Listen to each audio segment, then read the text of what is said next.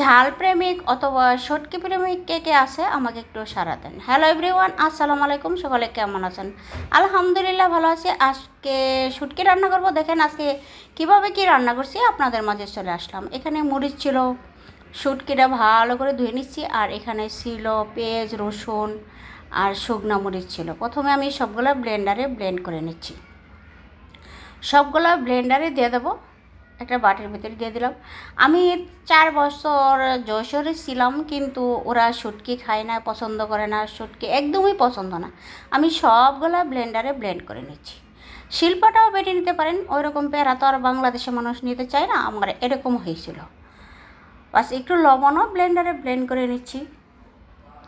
নেওয়ার পরে দেখেন আমার ফাইনাল রূপটা কীভাবে কী আসে, আপনারা দেখতে থাকেন। আমাদের নরসিংদীর জন্য বিখ্যাত খাবার শুটকি। আমাদের নরসিংদীর মানুষ বেশিরভাগ শুটকি খাইতে পছন্দ করে। আর কোন কোন এলাকা শুটকি প্রেমিক আমাকে একটু মেনশন দেন। হয়তো চিটাগাঙ্গের মানুষও খায়। এখানে আমার লাগছে তেল আর কিছু ধনিয়ার গুঁড়ো দিলাম, পরিমাণ মতো লবণ দিয়ে সবগুলো একটু মাখাচ্ছি। তেল দিয়া ব্যাটার করে নিচ্ছি। যে শুটকিটা, পেঁয়াজ, রসুন আর মরিচ ছিল, ওইটা ভালো করে হাতে মেখে নিচ্ছি। দেখেন এই পর্যায়ে হাতে মাখার পর আমার ফাইনাল রূপটা এরকম আসছিল। মানে দেখতেই তো লোভনীয় লাগছে খাবারটা, আর খাইতে যে কেমন হবে আপনারা একটু কমেন্টে জানান। এখানে প্রথমে লাগছে আমার লাউ পাতা।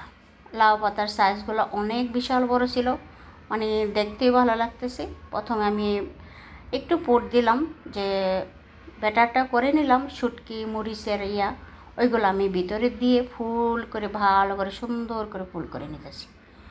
আমাদের নরসিংদীর মানুষ এই খাবারটা ভীষণ ভীষণ পছন্দ। জানি না অন্য কোনো এলাকা খায় কিনা না খায়, আর যারা খায় তারা তো জানেন এই খাবারের যে রেবোটা এত স্মেল, এত গন্ধ, এত ভালো আসে, মানে শুটকির ভর্তা থেকে দ্বিগুণ ভালো আসে।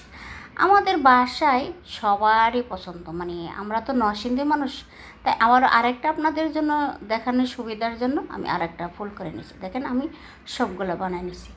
এই পর্যায়ে আমি ভাজবো। প্রথমে একটু দিয়ে দিলাম সবগুলা, আস্তে আস্তে ভাজতে হবে, উল্টাতে হবে।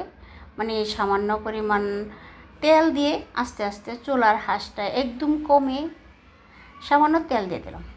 তেল দেওয়ার পরে এটা দ্বিগুণ ফুলে উঠবে। মানে ভাজার সময় এতটা সুন্দর লাগে আমার কাছে বলার মতো না। মানে তেল দেওয়ার সাথে সাথে এগুলো ফুলে ফুলে উঠে, দেখছেন কত সুন্দর ফুলে ফুলে উঠছে। মানে ভিতরে ভাজা হবে, পাতাগুলা ভাজা হবে, খেতে যে কতটা মজা আমি বলে বোঝাতে পারবো না। বাসায় একবার হলে ট্রাই করে দেখুন। সবাই ভালো থাকেন, বাই বাই।